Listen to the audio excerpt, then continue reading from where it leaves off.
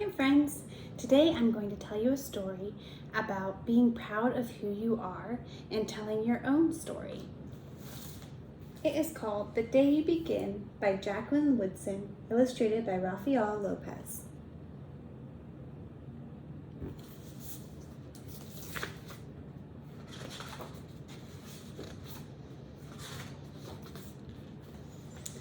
There will be times when you walk into a room and no one there is quite like you.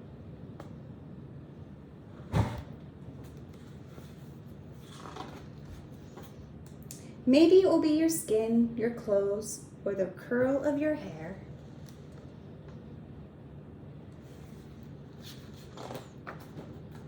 There will be times when no one understands the way words curl from your mouth, the beautiful language of the country you left behind. My name is Rigoberto. We just moved here from Venezuela. And because they don't understand, the classroom will fill with laughter until the teacher quiets everyone.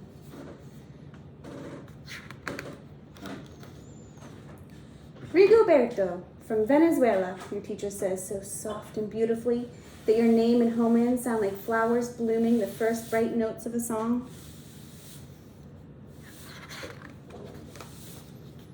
There will be times when the words don't come, your own voice, once huge, now smaller.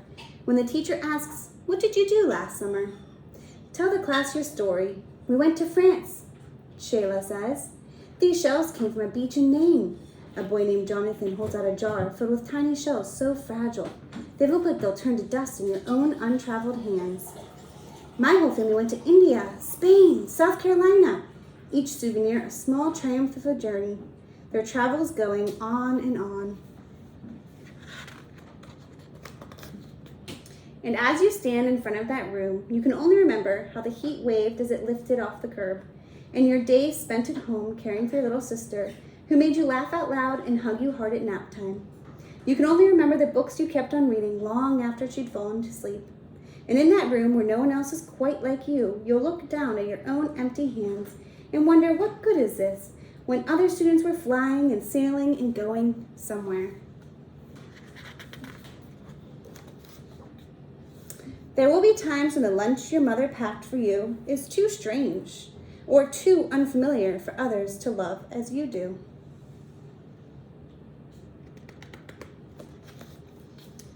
When even your own friend Naja will wrinkle her nose and say, "What's in there anyway?" And you'll wonder how she doesn't see the rice beneath the meat and kimchi.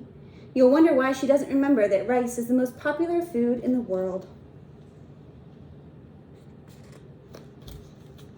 There will be times when the climbing bars are too high, the run is too fast and far. The game isn't one you can ever really play. "I don't want him on our team." You can watch. Maybe you can have a turn later. There will be times when the world feels like a place that you're standing all the way outside of.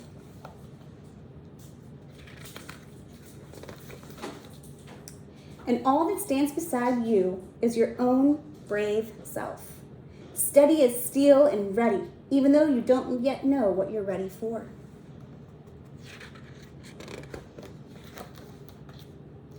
There will be times when you walk into a room and no one there is quite like you, until the day you begin to share your stories. "My name is Angelina, and I spent my whole summer with my little sister," you tell the class, your voice stronger than it was a minute ago, reading books and telling stories, and even though we were right on our block, it was like we got to go everywhere.